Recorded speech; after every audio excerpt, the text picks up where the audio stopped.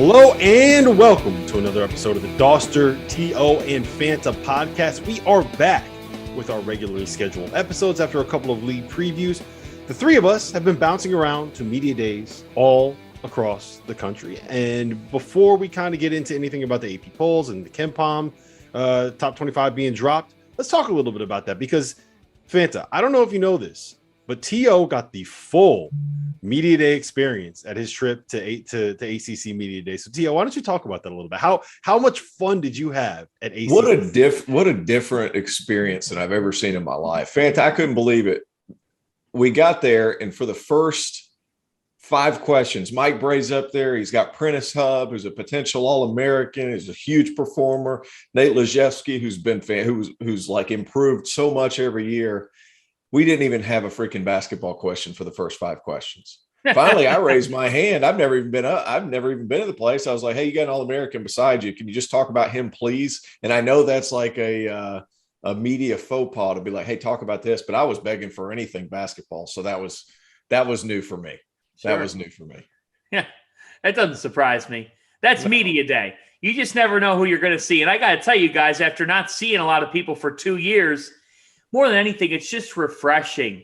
It is super refreshing to see people in person again. We were at Madison Square Garden on Tuesday. Rob Dauster was gracious enough to stop by our Big East Media Day live special.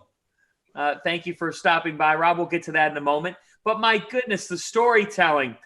We talked a lot of basketball on my set, and I think that in the Big East Conference, it's going to be a fascinating year with, how about this, guys, 30 players who are in a post-grad year that are playing in this conference this season. That is pretty ridiculous. You've got some guys who could sign up for some nuptials or, start thinking about what they're going to do really as an adult. You've got some teams that have a 17-year-old and others that have a 24-year-old. But I'll give you my last 48 hours. The night before Media Day, the benefit of being in New York City is you can have a great meal. So a group of us every year go to the Old Homestead Steakhouse in New York City. You will find the best cow that you will ever get in NYC at that place. A great steak, red meat. The thing is, I prefer my meat still mooing. Have a great cut, a great sirloin. That's what you go to bed with. When you have that sirloin sticking in you and you're going to bed in New York City, you feel like you could be in a Broadway show. Then you wake up the next morning, you go right across the street to Madison Square Garden and chopping it up with Jay Wright, Patrick Ewing, whoever throughout the morning. It's a beautiful thing. And then I ended up at a Seton Hall fundraising dinner last night that I emceed for them, their tip-off dinner. And let's just say, well, when you combine Italians and Irishmen in New Jersey, you could have a very long night. And this happened to be the longest Tuesday night that I've ever lived in my entire life because Guinness was mixed with Scotch. And we'll just leave it at that. That's why Fanta is on his 3rd cup of coffee already today. So we should have started with that. Yeah, that was so much nicer than my experience. There's a lot of friends. Everybody's going to dinner, all that. I'm waking up at 4:30, like trying to get over there in time. And then we don't even talk about basketball. So I'm disappointed. And then they have these breakout rooms. And then I go to the breakout rooms and it was one of the craziest things I've ever seen. Like yours was so much nicer, Fanta, because like we would have Josh Pastner sitting directly across from Tony Bennett or Hubert Davis or whoever. And Pastner won the ACC last season. He won the ACC tournament last season. He had a really good team. They returned almost everybody, but nobody talked to him. I sat and had a 10-minute conversation with Josh Pastner. The lack of respect for this man was unbelievable. And I think like him, Chris Mack, Steve Forbes, like there are some really high-level basketball coaches in the Atlantic Coast Conference. Briefly here, off that point, if you're a media member like one of us three, seriously, I mean this down. Like I want to talk to those guys. I talked to Steve Forbes like the second 2 weeks into his job for our network for Field of 68 to get him on and talk with him. And guys, I don't understand when media members don't say a single word. Because here's the thing, in the event that like it's good to create that relationship, when that program gets going, like a Josh Pastner and Georgia Tech end up winning the whole thing, it's going to be a whole hell of a lot easier to be on their radar when they're doing media, when they're doing those things. Exactly right. Exactly right. And they weren't even like Nate Laszewski, who averaged like 15 and 8, like had a great year last year, and Notre Dame's picked to be really good. Nobody went even to talk to him. And it's like, guys, are we doing our homework before we're walking in, or is this just some of the like run of the mill? Like, I need to get a soundbite so I can go home. Like, to me, I think our appreciation for what it actually is different than what other people are coming in there to do. And I was disappointed in that. The lack of respect for like Chris Mack, who I know he's had his troubles and all this stuff that's going on, but that guy can coach. So like the dynamic in which their new players are going to be, I'm genuinely interested to see how it's going to go. Mm-hmm. And it's just, it was a really weird thing. So that's one thing.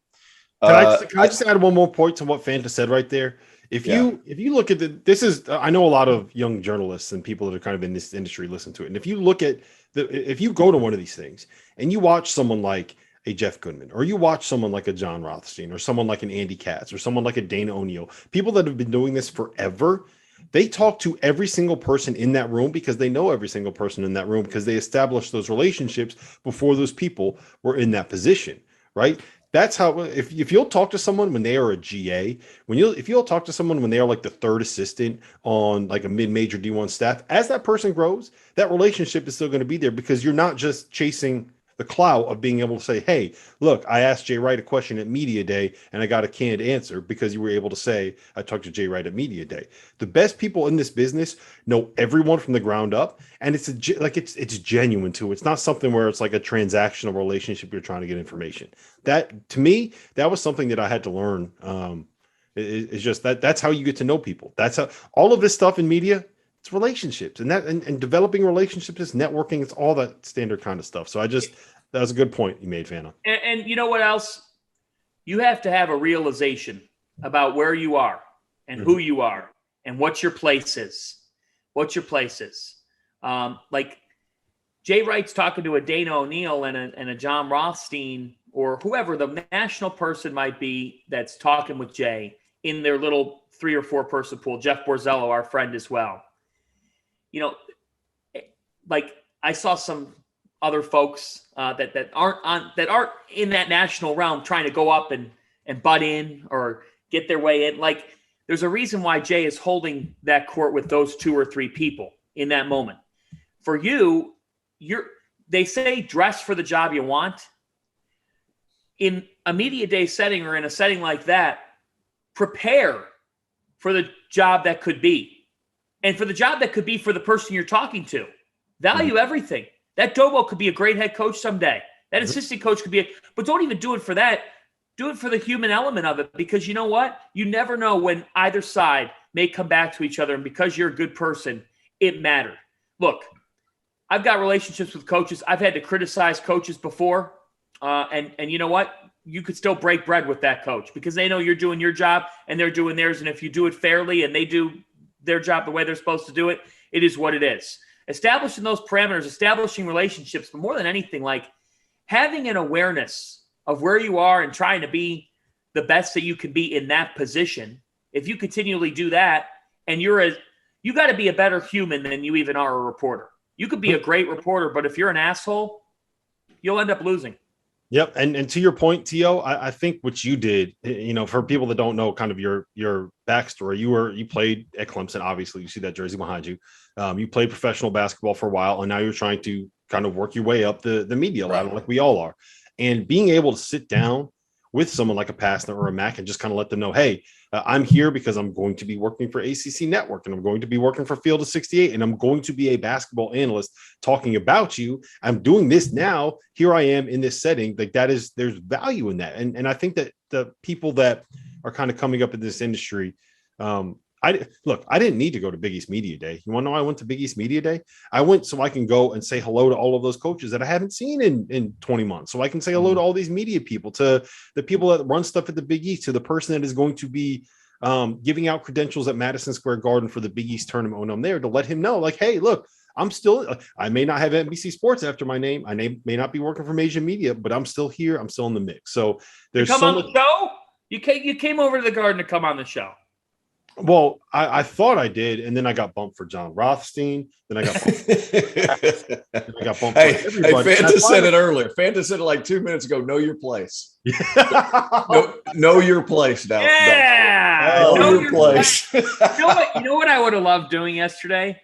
God, I really wish Goodman were there, so I could have just bumped Goodman like 8 minutes. Just like to watch him like stand like with his phone and like now I'm the captain now. What the fuck? I'm supposed to Oh yeah, right. This is bullshit. All that stuff. Fanta's You came on though. Hey, you came on though. We have a lot of UConn listeners. How much fun did you have with UConn? Hey man, it was a blast. Look, I'll tell you this much, Fanta. If you put two of us, the two of us on camera and give us a microphone, we're always gonna at least have fun. You may not be informed by anything. You may not learn. Tell the story, Rob. Rob, tell the practice story. This is epic. Oh yeah, T.O., I don't even know if you've heard this one yet. So Dan Hurley came in. It was like before practice.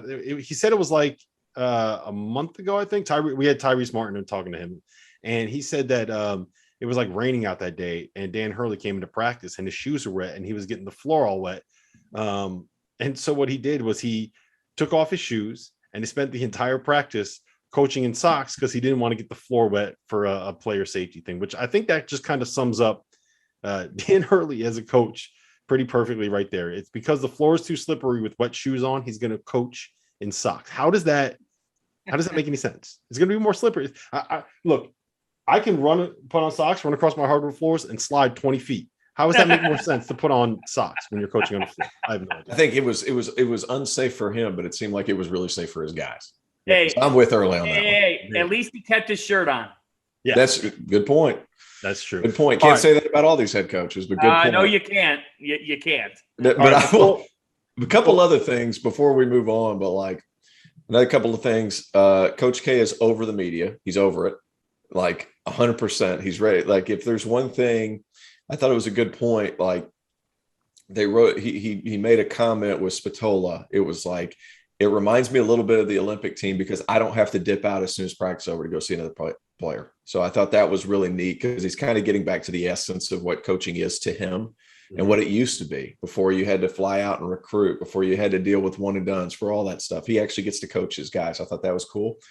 And then Jim Boeheim could give a shit less about your questions, which I asked him a couple of questions, and I actually got him to engage because I was curious how Benny Williams is with all these older guys, and I actually got a little bit out of him.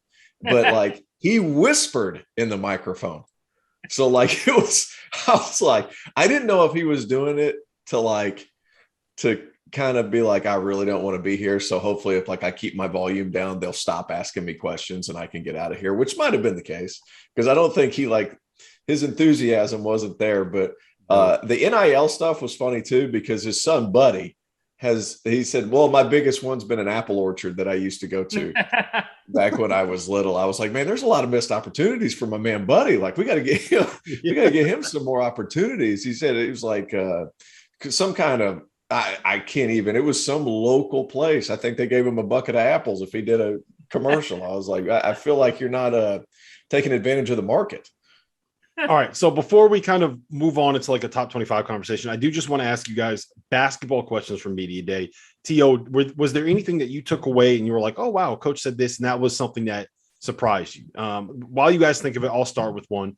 And it's Adama Sanogo and what he's going to be at the 5 this year for UConn.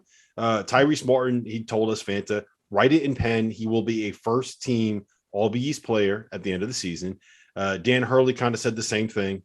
That he expects them to be really, really good. So that was my one takeaway. Normally, the best way to figure out who's going to be really good on a team is to kind of have some of those conversations with the players themselves, like who's kicking everybody's ass when they're playing pickup in the offseason, that kind of thing, right? The guys on the team know. So that was my takeaway was Tyrese Martin was like, yeah, Adama is going to be a monster this year. So that's maybe, we talk about who's going to be the go-to guy for UConn this year. That might be something that has answered it. T.O., what did you take away from ACC Media Day? Any hot takes that you got?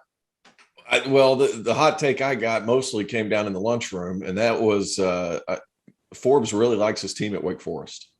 And I mean, he's a confident individual anyway, but the buzz surrounding Jake LaRavia, the Indiana State transfer, is starting to become a little bit louder and a little bit louder.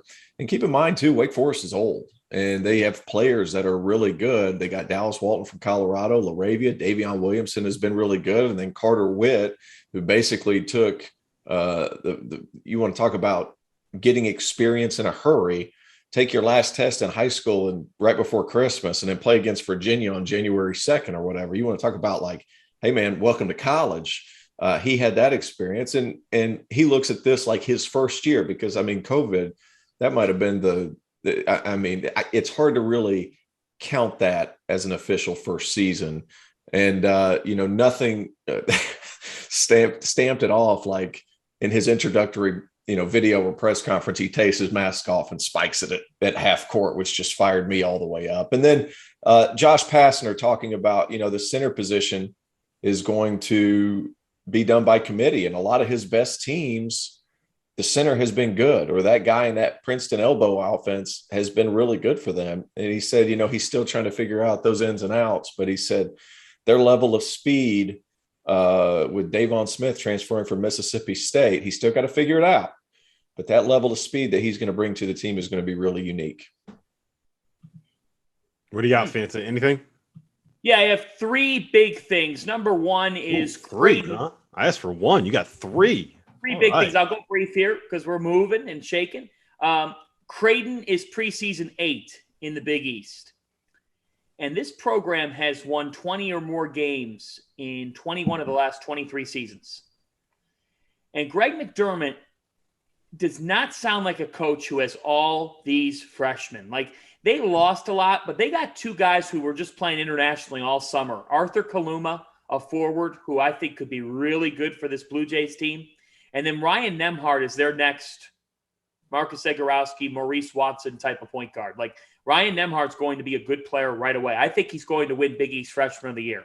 Like, I actually think that this kid, Ryan Nembhard, brother of Andrew, is somebody who I think they have real high hopes for. And they brought in a Division II transfer who's a 3-time national champion. His name is Ryan Hawkins. And I think people are not talking at all about this kid. Greg McDermott was raving about this kid, Hawkins, saying, I think he's an exceptional player, just one of those guys that got lost in the shuffle at the D1 level. So will Creighton finish 8th? I don't know. I think they might finish higher than that. I mean, I know they have a lot of new pieces, but Mack is such a good offensive coach. Perhaps that helps with newcomers just being able to play in that system. Can I say one thing about Creighton real quick? This stat blew my mind when I saw it. They played 31 games last season, which means in total they had 155 players. They had 155 starts. 5 players start a game, 31 games. Do the math. Two starts are returning. 2. Sharif Mitchell started twice when Marcus Zegarowski was injured. I think it was a hamstring or whatever it was. Two starts. They bring 2 starts back. 2. So when you say they're losing a lot, they are losing everything. The most recognizable player on their team is the guy the white guy that everybody hated because he had a bad haircut when he was at Duke. That's the most recognizable guy on their team. That dude can play though. AOC? Yeah, he can play. O'Connell can go. Sorry to interrupt your rant there, but that kid's a really good player. And you want to talk about somebody who fits exactly what McDermott likes to do: fly up and down, find spots on the wing, knock down shots, and when people close out, he can finish over top of you.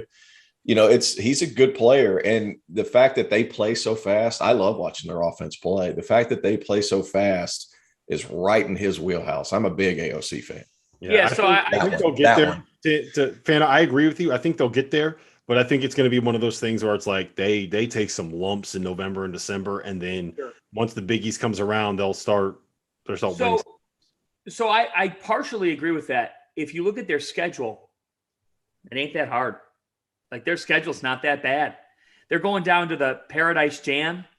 It's not the Battle for Atlantis. It's not the Maui. Like, he does a good job of kind of making his schedule fit who they are. Like, one of their tougher games is, I think, home to Nebraska.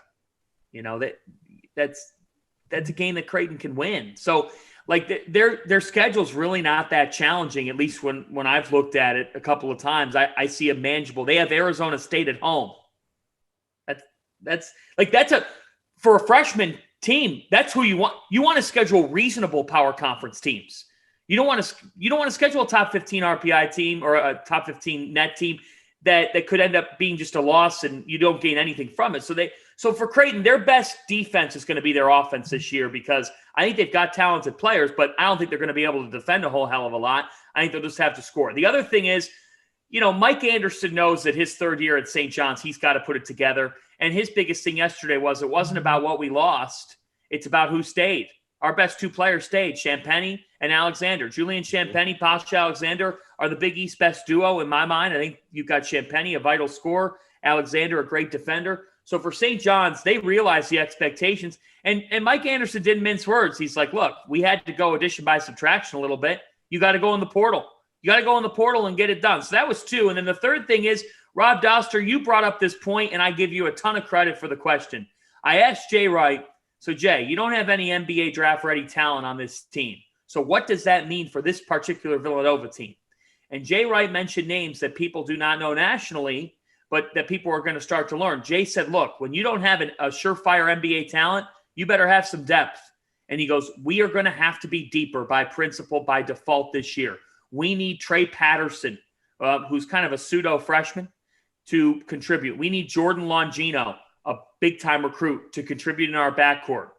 We need Eric Dixon, a redshirt sophomore, to contribute in our front court. Like, Jay Wright had a different tone of, hey, my team can't go 6 or 7 deep like my great teams because I don't have 3 outstanding players. I've got to find a way to open up our rotation a little bit and see what I have. So we're going to get into Villanova in a second because we are about to talk about the release of the AP Top 25 and KenPom's ratings. But before we do, I want to tell you guys a little bit about our partners over at BetRivers Sportsbook. If you haven't signed up with BetRivers yet, now is the time because they are offering a $250 match bonus for your first deposit. But what sets them apart is that they require just one playthrough to turn your bonus into cash money. With their new Rush Pay instant approval, withdrawing your winnings is safer, it's more secure, and it's more reliable. And with basketball season tipping off right now, get in on the action by going to betrivers.com today or by downloading the BetRivers iOS app. You must be 21 years or older. Gambling problem? Call 1-800-GAMBLER. All right, let's get into that AP Top 25. Fellas, it came out this week, and shocking nobody is Gonzaga sitting there at number one. They're not the unanimous number one. They got 55 of the 63 available first place votes. UCLA comes in at number 2. Kansas is sitting pretty at number 3 with Villanova at number 4. Texas at number 5. And then Michigan, Purdue, Baylor, Duke, and Kentucky rounding out the top 10. What are the biggest surprises? What are the biggest takeaways? What do you think about this preseason poll? T.O., let's start with you. Duke at 9 being the highest rated ACC team when the ACC is projected to have 8 or 9 teams in, I think it's very telling, maybe not of the AP, but of the selection committee. I think that's going to be big.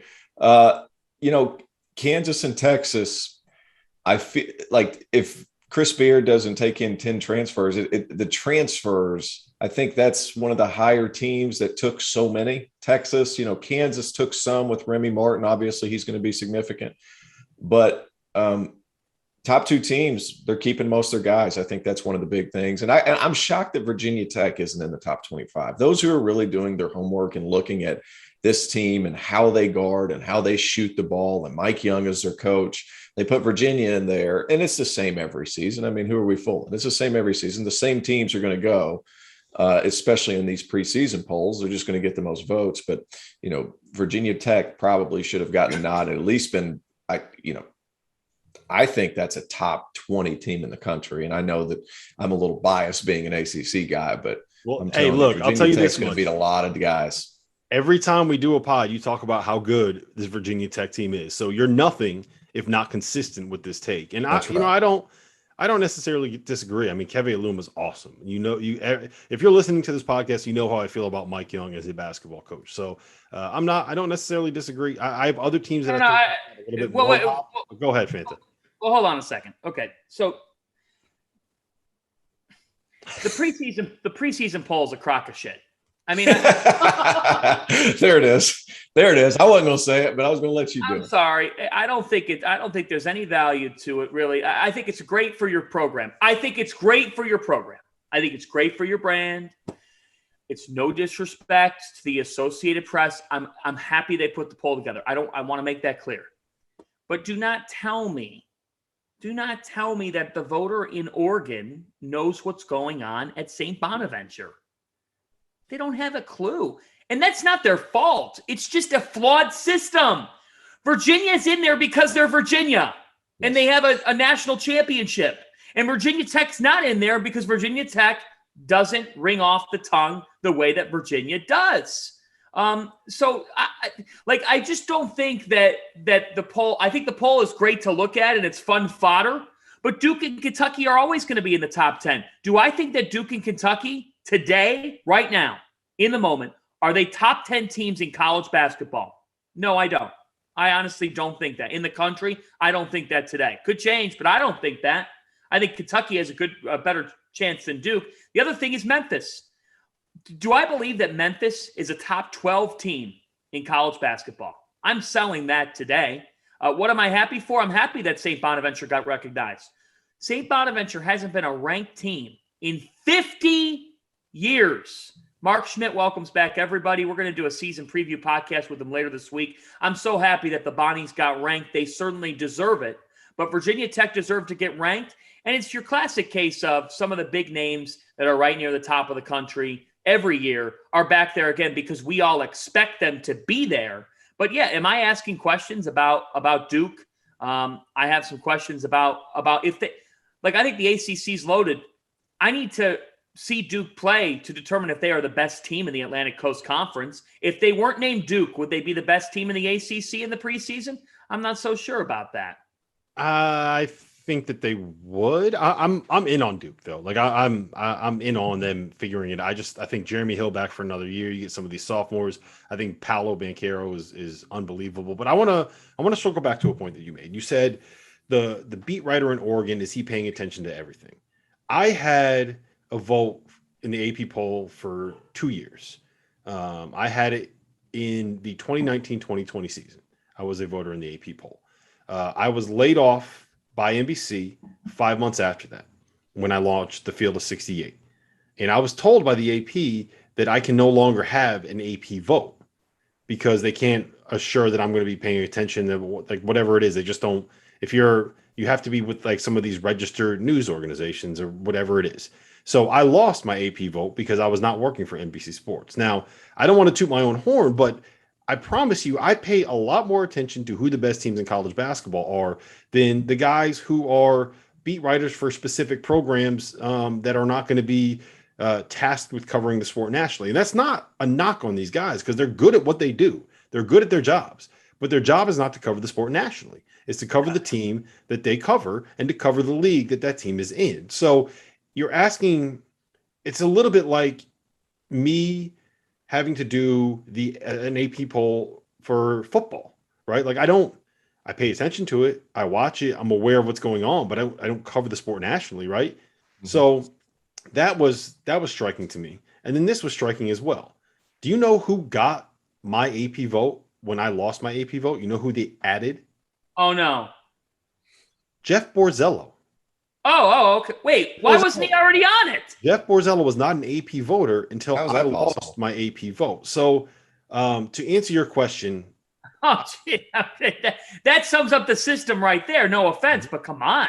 Yeah, for the most part, like I think a lot of these guys do their job and they do it well. And I think at the end of the day, the consensus ends up being pretty close to what it should be. Like you're going to find issues where it's like, yeah, I think Memphis probably should have been 15th instead of 12th. Or, I think that Texas, they're probably the second best team. I don't think that they should have been ranked 5th. That was a miss. Or maybe Villanova's to whatever it is. You're going to find quibbles all the time because nothing's going to ever be perfect. But I do think the consensus ends up being pretty close to accurate. And a lot of look, I'm going to give a shout out to Jesse Newell. That dude he covers Kansas for, I believe, I'm not going to say where it is because I will mess it up and I don't want to say the wrong outlet, but he's great at what he does. He pays attention nationally. He does it from a data-driven angle. And there's a lot of guys that take it very, very seriously, but it's not every single one. So it's to your point. Yes, that's a little bit of how the sausage is made in the AP poll. T.O., let me ask you this. You love Virginia Tech, right? The team that I think kind of, I don't want to say they got screwed, but they're going to make the AP voters look the worst for not having him in the preseason top 25 is Arizona. I love this team. I love Benedict Mathurin. I think that they have the kind of roster that makes sense for a guy like Tommy Lloyd. They have guys that can make shots. I'm hearing great things about Dallin Terry. Omar tell me Balou. I'm wrong, and tell me that Arizona shouldn't have been in the top 25. Am I losing my mind here with this? No, I like Arizona. I think they have a lot of pieces, and I think he's going to do some things differently than the way they did it in Gonzaga. And he's going to be able to piece them together a little bit better. Excuse me. Omar Balou, I think that's how you pronounce it. I mean, you want to talk about a beast who is going to flourish in a bigger, stronger conference when they don't have to play St. Mary's, who plays small, and he is going to be so much better in the Pac-12 than he was in whatever the hell conference they play in Gonzaga. It's going to be, I think there's going to be a big difference. And Pele Larson, man, with all that NBA talent that's on that roster, and there is NBA talent on that Arizona roster. Absolutely. I think he's going to be kind of the perfect puzzle piece. Get them where they're supposed to be, knock down shots, space the floor, and just kind of play his role. They've got role players. They've got guys that can be stars. I think Arizona's really good. Another one that I was sitting here looking at it. Off Arizona. Go ahead. I have a personal problem with Omar Balou. I think he's a great player. But in 2019, when Gonzaga played at St. Mary's, Gonzaga was favored by 15 points. Did he blow the spread? It was the final possession. Gonzaga was by 14. Omar Balou had a wide open dunk. He's a 7-footer with a 7-foot whatever wingspan. He should never, ever miss dunks. He hit wide open dunk, threw it off the back of the rim, and it goes to half court. And I lost the bet. So I have a personal problem with Omar Balou. I think he's going to be a great player. I think he's going to be very good for Tommy Lloyd at Arizona. I think that the system that Gonzaga has played has been built around post players that can run and get position and score in the back to the basket in the paint. He's the perfect example of that. I'll never forgive him for the fact that he lost me that cover. And I'm never going to forget it. I'm never going to forget it. And it was proof, because good teams win, but great teams cover. And I think that seeing what happened with Gonzaga in the national title game against Baylor proves to us that they were a good team, but they weren't a great team. And we should have known in that moment when I didn't get my cover. Anyway, T.O., go ahead. I'm off my soapbox. I mean, you look at some of the teams that got votes. I mean, gosh, it's going to be a good year. And Fanta's harped on it. It's going to be a good year. Virginia Tech, I think they ended up 30th in voting. St. John's got Mississippi State set.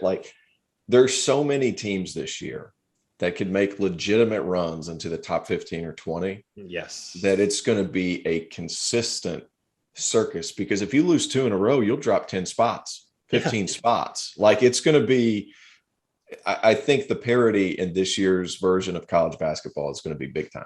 And I think you can also make the argument for a lot of the teams in that 6 to 12 range. I can make a pretty solid argument for any one of those teams to be a top 5 team. I think that there's Purdue has to be preseason number 1. You all right over there, T.O.? Purdue. What? The COVID over there? I love Purdue, man. What would they have them? They had them number 7. 7. Guys, Travion Williams, Jaden Ivey, a name that nobody's talking about. What is it? Brandon Newman? Yeah, we talked about this on when I think we did the Big Ten preview pod, or no, when did we talk about it? We talked about it on this show at some point, but where I talk about each one of these teams, everything just kind of blends together at this point. But I'm worried about their shooting. Do they have enough shooting? I think it's the same thing as what Jaden Ivey is going to end up being as a pro, right? Does that jump shot come around? I think for Purdue to be a team as good as their ranking is going to have to be, that jump shot's going to have to come around. Fanta, who is you got anyone that's been kind of overrated, underrated? Do you have any major qualms with a specific team in this poll? Because the only one I have is probably Villanova, but we don't have to. I mean, I made that point last week. I don't need to beat that dead horse. Right. So, okay, I think that Memphis is a little bit overrated as a result of all the buzz And I think that the voters look at all the buzz with Duren and Bates and that staff and everything that surrounds them. But just so many new pieces to be ranked 12th in the preseason, so many moving pieces and parts. We've talked about that before on this podcast. I think Illinois is a little underrated. I think that I would argue I would have put them in the top 10. I would have bumped a Duke or Kentucky out of the top 10 and put Illinois in there. I think Illinois would beat either one of those teams. All right, tell me why. Well, I think that Illinois has the best post presence in America. I think Kofi Cockburn is an All-American and will be the best anchor in any front court. I think Andre Curbelo could be the most improved guard in America. So Andre Curbelo is the main reason why.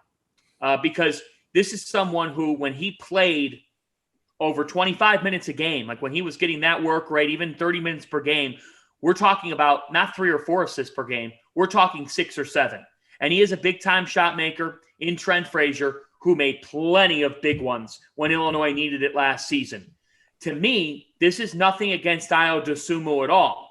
Illinois' offense moved better at times when Dosunmu was not on the floor because of the fact that when you have Dosunmu on the floor, you have to gear so much around him. And I wouldn't trade that, but I do think that this team is going to be okay in the post-Ayo era because they have so much quality talent. Brad Under was a great offensive mind.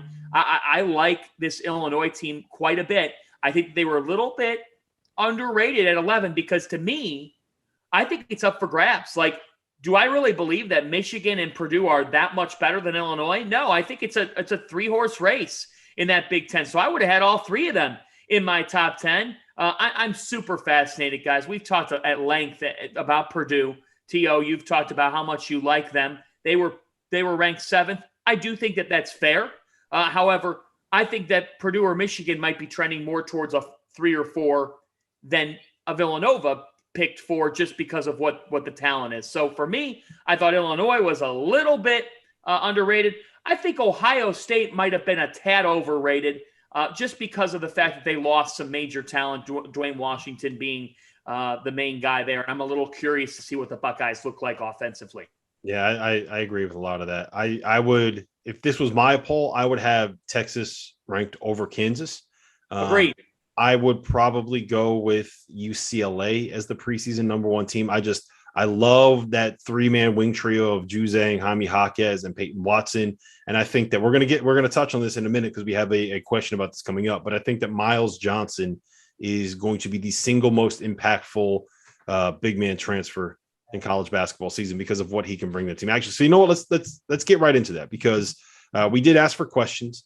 And Tristan, my guy. Can I throw one more in? Yeah, go ahead. Can I throw one more in? I want to stay in the Big Ten. I think Maryland before the season's over. I think last year they struggled with consistency and all that. I think the additions of Fats Russell and Kudus Wahab, like that team is going to be very, very good. Dauster, I don't need your negativity. I don't need your negativity right now. That will be a top 12 team at some point during the season.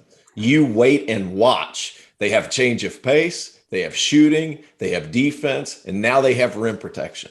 Watch for Maryland to jump in that top 12 at some point in the season. Maryland fight song. There you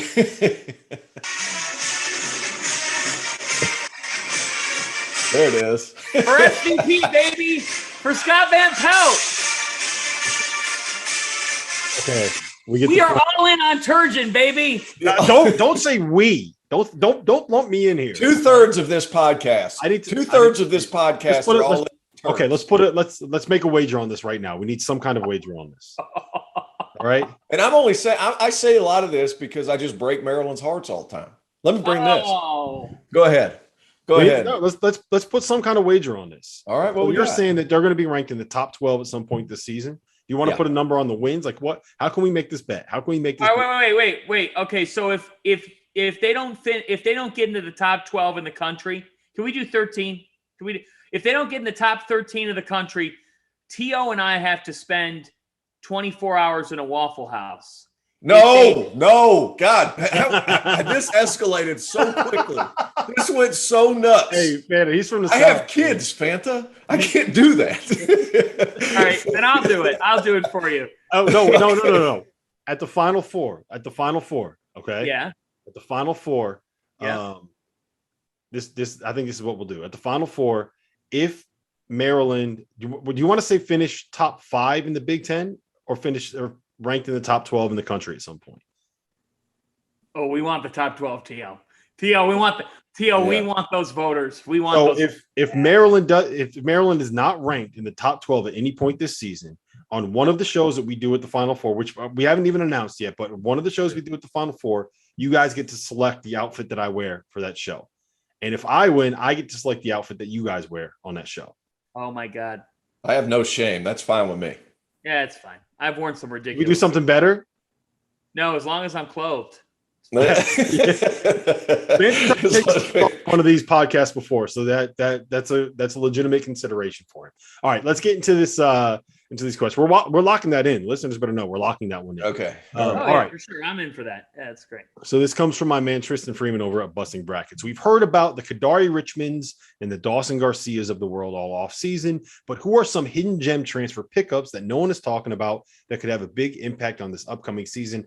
I'm going with Miles Johnson because the biggest issue that UCLA had all of last year was they didn't really have rim protection and they didn't really have that defensive presence at the 5. Miles Johnson is that. He's a 7-footer. He's tough. He's physical. He spent all of the last 2 years battling in the Big Ten against the likes of Hunter Dickinson and Kofi Coburn and Trace Jackson Davis. And he's going to provide that interior physical presence on a team that already has 3 terrific defensive wings in Juzang, Jaquez, and Peyton Watson to really give you a throwback, prototypical Mick Cronin team.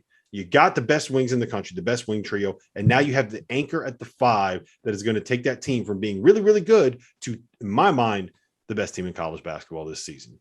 T.O., give me a transfer. I got 2 for you. Obviously, Florida State's got Caleb Mills. That guy is very good. He is going to be a go-to scorer for the Noles, and they've tried. We said this on the All ACC podcast. They've tried to make MJ Walker that guy for the past 3 or 4 years, and he just, from an efficiency standpoint, couldn't do it. He can be that guy for the Noles. And then I'm going to go over to Arkansas, and Chris Likes from Miami. He got a lot of pub whenever he decided to leave, but the Pitt transfer, Adise Tony, that is a rugged dude. You want to talk about somebody who's big and physical and fits exactly what Musselman likes on the wing. Adise Tony is excellent. Texas, last one. Marcus Carr got the pub. Dylan Daisu of Vanderbilt. I thought that young man is very talented. He's a stretch 4. He's big. He's strong. He's going to be able to hold his position in the post. That guy's Texas is – there's so many. There's so many at Texas. And you kind of look at who fits Chris Beard. That guy fits Chris Beard. So there's 3. Yep. Caleb Mills. I love that one. I have 3 written down. Caleb Mills was one of the 3 that I have written down with Miles Johnson. Fanta, give me your transfers. Yeah. So I'll start with Oregon. I think that Dana Altman's offense allows you to play freely. And I really love the opportunities that this opens up for Davion Harmon, who transfers from Oklahoma. Harmon had 4 performances last year where he went off. He had over 22 points. I think that you talk to people around Oregon and even former coaching staff members, they say Dana caters to his guards extremely well. You're able to do what you want. Harmon is that type of player. And if he's in the right frame of mind, watch out. Kid is talented. He's very mature, and he's fun. He's very explosive in the way he plays.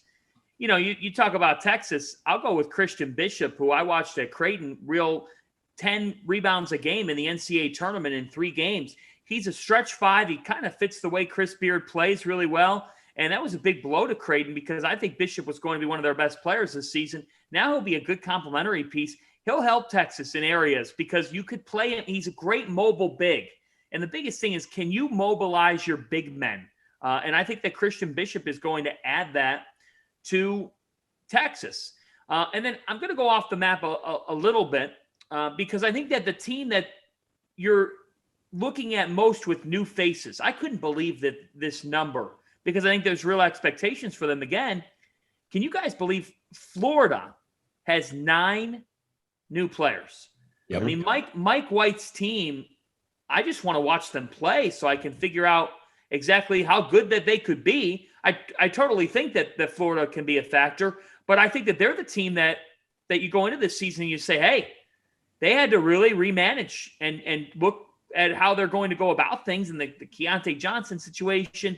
What will Florida be this year is a big question that I'm asking in my head, and I think the transfer portal has a lot to do with it. Yeah, there's a couple more that I do want to mention. James Akinjo, I have him as a preseason first-team All-American. I think that his impact for Baylor this season is going to be enormous. It's just getting him in that culture. He needs that. Getting him in that offense, I think, is perfect. Walker Kessler at Auburn, everyone's talking about Jabari Smith and the impact he's going to have, and he's going to be awesome. But Walker Kessler is going to give them an anchor that can also step out, stretch the floor. He was really good for stretches last season. And the last guy that I want to mention, Tyson Walker. Tyson Walker at Michigan State, their point guard. They haven't had a guy that can do the stuff that Cassius Winston was able to do since Cassius was there. And Tyson Walker is not Cassius Winston, but he is a ball screen, pass first, set the table kind of point guard. And that is the one thing that they were missing last season at Michigan State. You got anyone else, T.O.?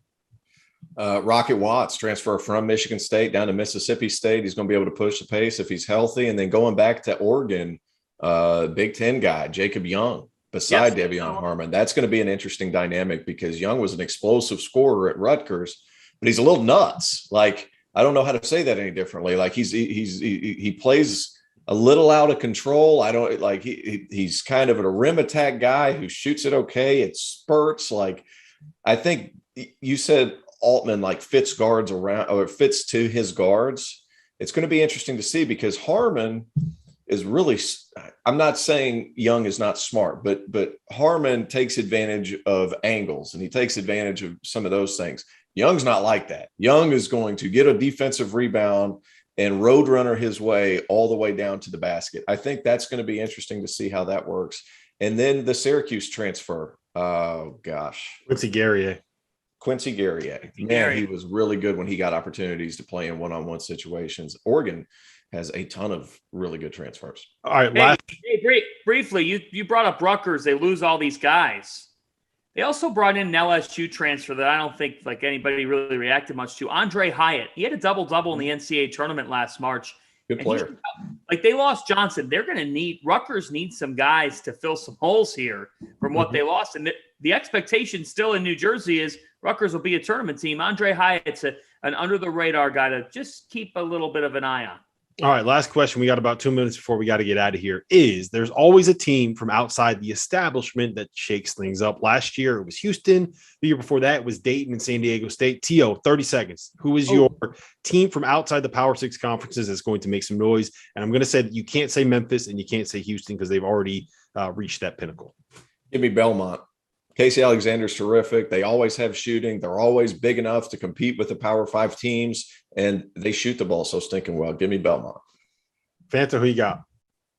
Hey, first time of the Mountain West preseason favorite. Give me Colorado State, baby. I'm going to ride with the Rams. I think that this is their year. I think they've got the experience back. I see they've got the majority of their roster back from a year ago. So give me Colorado State and Mountain West after dark.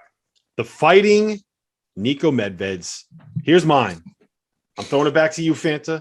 I'm giving the hat tip to you from what you said earlier on in this podcast. It's the St. Bonaventure Are they St. Bonaventure Bonnies? Is that how we're going? Hell yeah, they are. Only in New York, baby. Went on a college visit there. Mark Schmidt is one of the most underrated coaches in the country. They have size, they have experience, they have guard play, and I think that the Atlantic 10 is going to allow them to make a little bit of a run. But anyway, this was fun. Thanks for being here, guys. This is the Dauster, T.O. and Fanta podcast. If you are still listening, make sure you subscribe, rate, and review anywhere that you listen to your podcast. Gentlemen, Fanta, T.O., it's been fun, guys.